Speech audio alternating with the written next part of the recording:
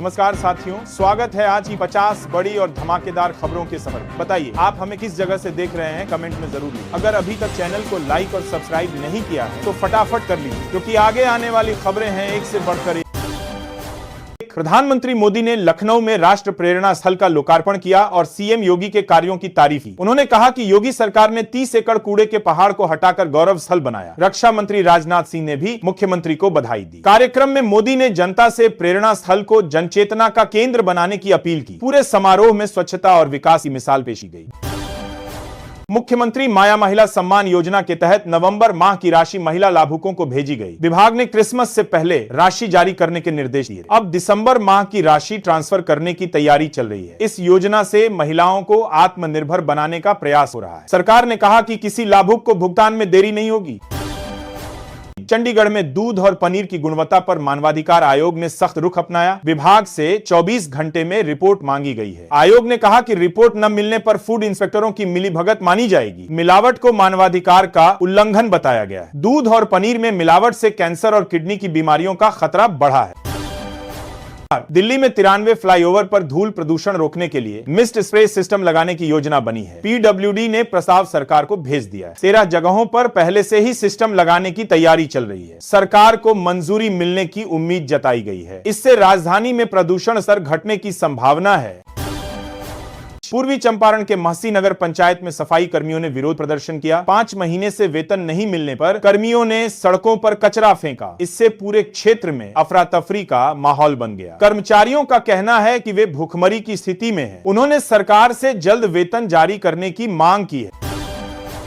Pathankot border पर घुसपैठ की आशंका के चलते सर्च ऑपरेशन शुरू हुआ। बीएसएफ और पुलिस ने मिलकर बॉर्डर एरिया में जांच शुरू की। पहाड़ीपुर और उज्ज नदी के आसपास विशेष तलाशी अभियान चला। पुलिस ने किसानों को भी सतर्क रहने की सलाह दी है। पूरा इलाका हाई अलर्ट पर है और सुरक्षा बढ़ा दी गई है।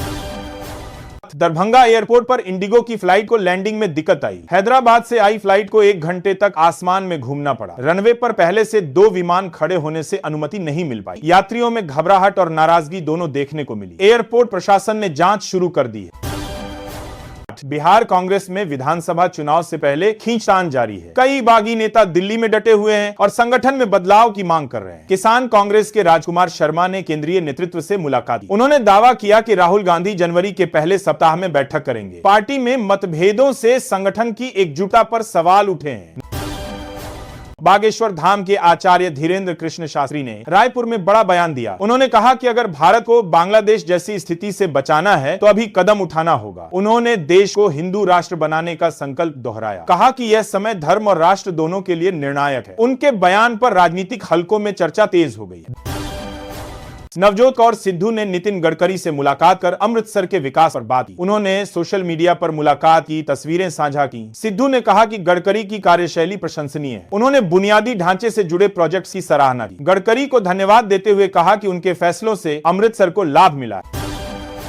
नवनीत राणा के बयान पर उद्धव ठाकरे की पार्टी ने पलटवार किया। राणा ने हिंदुओं से 3 से 4 बच्चे पैदा करने की अपील की थी। प्रियंका चतुर्वेदी ने कहा कि पहले वह खुद ऐसा करें। इस बयान ने महाराष्ट्र की राजनीति को गरमा दिया है। दोनों पक्षों के बीच बयानबाजी का दौर जारी है।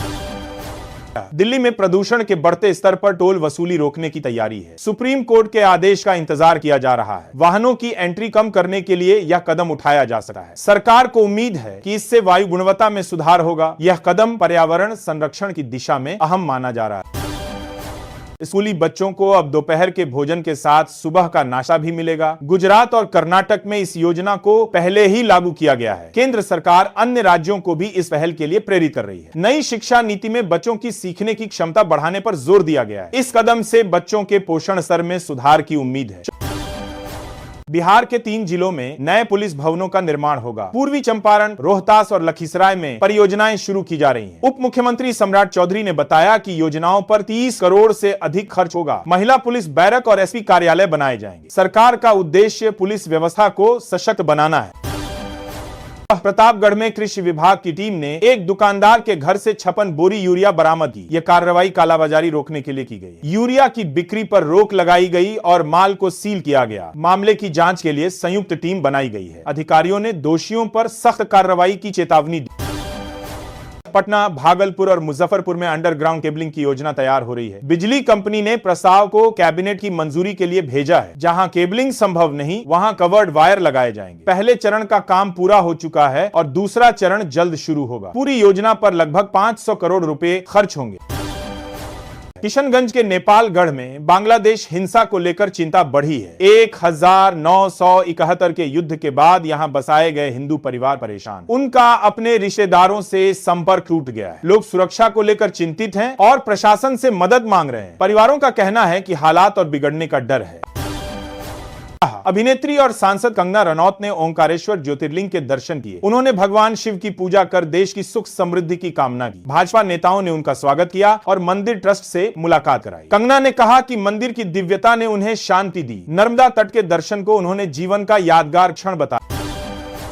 अमेरिकी रिपोर्ट में भारत चीन सीमा विवाद का मुद्दा उठाया गया है। चीन ने रिपोर्ट पर कड़ी प्रतिक्रिया देते हुए अमेरिका पर आरोप लगाए। बीजिंग ने कहा कि यह उनका आंतरिक मामला है। दोनों देशों के बीच सीमा तनाव फिर बढ़ता दिख रहा है। भारत ने कहा कि वह अपने सीमाई हितों की रक्षा करेगा। मेरठ में प्रेम विवाह के बाद एक युवक ने अपनी साली को धमकाया। पीड़िता ने बताया कि उसे अपहरण और दुष्कर्म की धमकी दी गई। युवती ने एसएसपी कार्यालय पहुंचकर शिकायत दर्ज कराई। 3 आरोपियों के खिलाफ केस दर्ज हुआ है। पुलिस मामले की जांच कर रही है और सुरक्षा बढ़ाई गई है। मध्य प्रदेश में पुराने वाहनों के कारोबार पर सख्ती बढ़ाई गई है। अब डीलरों को परिवहन विभाग से प्राधिकार पत्र लेना अनिवार्य होगा। बिना अनुमति कारोबार करने वालों पर 1 जनवरी से कार्रवाई होगी। इंदौर आरटीओ को सभी डीलरों की सूची तैयार करने के निर्देश दिए गए हैं। सरकार का मकसद अवैध वाहन व्यापार पर रोक लगाना है। अंबाला नगर निगम चुनाव के लिए वार्ड बंदी का फाइनल नोटिफिकेशन जारी हुआ। कुल 58 आपत्तियां खारिज कर दी गई हैं। नए वार्डों के नक्शे को चुनावी रणभूमि माना जा रहा है। राजनीतिक दलों ने रणनीतियां बदलनी शुरू कर दी हैं। अब सबकी नजरें वार्ड आरक्षण पर टिकी हैं। दिल्ली में एएमएसएमई प्रतिनिधिमंडल ने राहुल गांधी से मुलाकात की। बैठक में छोटे व्यापारियों की समस्याओं पर चर्चा हुई। प्रतिनिधियों ने भाजपा की नीतियों पर सवाल उठाए। उन्होंने आर्थिक सुधारों की जरूरत पर जोर दिया। राहुल गांधी ने व्यापारियों को समर्थन का आश्वासन दिया। बिहार में ठंड और कोहरे से फसलों को भारी नुकसान हुआ है। आलू और सरसों की फसल पर शीतलहर का असर पड़ा। किसान परेशान हैं और नुकसान की भरपाई की मांग कर रहे हैं। मौसम विभाग ने और ठंड बढ़ने की चेतावनी दी है। किसानों की चिंता लगातार बढ़ रही है। भट्टू मंडी में ग्राम सभा का आयोजन किया गया। लाडो लक्ष्मी योजना और बुढ़ापा पेंशन के लाभार्थियों की जांच हुई। अधिकारियों ने आय दस्तावेजों का सत्यापन किया। पात्र लोगों को योजनाओं का लाभ दिलाने का आश्वासन मिला। लोगों ने कार्यक्रम को पारदर्शी बताया। गया जिले में पुलिस ने 550 लीटर देसी शराब जब्त की। फतेहपुर और गुरपा थाना क्षेत्रों में संयुक्त कार्रवाई हुई। तस्कर धार्मिक झंडे वाले वाहनों से शराब ले जा रहे। ग्रामीणों की सूचना पर पुलिस ने वाहन पकड़ा। पुलिस अब तस्करों की गिरफ्तारी के लिए छापेमारी कर रही है।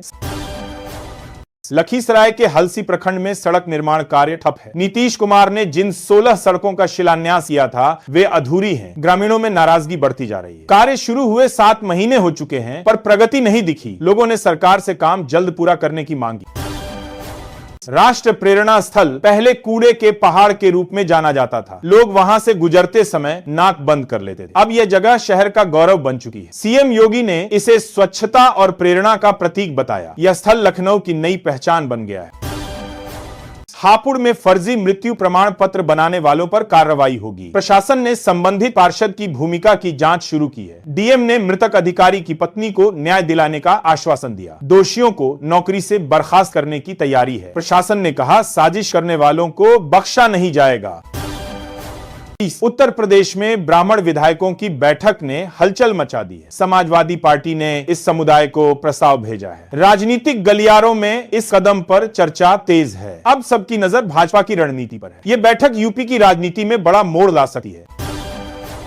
दिल्ली पुलिस ने चालक भर्ती घोटाले के मास्टरमाइंड को पकड़ा। पानीपत से सतीश कुमार नामक आरोपी गिरफ्तार हुआ। उसकी कंपनी परीक्षा संचालन की जिम्मेदार थी। गैंग ने कंप्यूटर हैक कर पेपर सॉल्व किए थे। पुलिस ने गिरोह से जुड़ी कड़ियां तलाशनी शुरू की हैं। गोरखपुर में मेडिकल स्टोर संचालक पर दुष्कर्म का आरोप लगा है। महिला दवा लेने गई थी जहां उसे बेहोश कर दिया गया। संचालक ने वीडियो बनाकर ब्लैकमेल किया। महिला से 3 महीने तक शोषण किया गया। पुलिस ने आरोपी के खिलाफ केस दर्ज किया है। गोरखपुर में 56,000 स्मार्ट मीटर बदलने का काम शुरू हुआ है। यह प्रोजेक्ट बिजली वितरण प्रणाली को आधुनिक बनाने के लिए है। स्मार्ट मीटर से उपभोक्ताओं को खपत की सटीक जानकारी मिलेगी। इससे ऊर्जा की बचत और बिलिंग में पारदर्शिता बढ़ेगी। परियोजना को ऊर्जा दक्षता के लिए बड़ा कदम माना जा रहा है।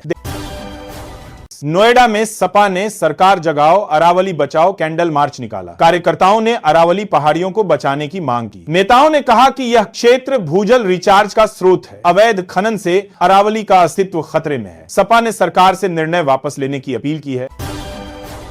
यूपी के स्कूलों में अब प्रार्थना के बाद अखबार पढ़ना अनिवार्य होगा। सरकार का उद्देश्य बच्चों को मोबाइल से दूर रखना है। छात्रों को समाचार कटिंग और शब्दार्थ समझने के लिए प्रोत्साहित किया जाएगा। यह पहल भाषा और सामान्य ज्ञान सुधारने में मदद करेगी। छात्रों को प्रतियोगी परीक्षाओं में भी लाभ मिलेगा।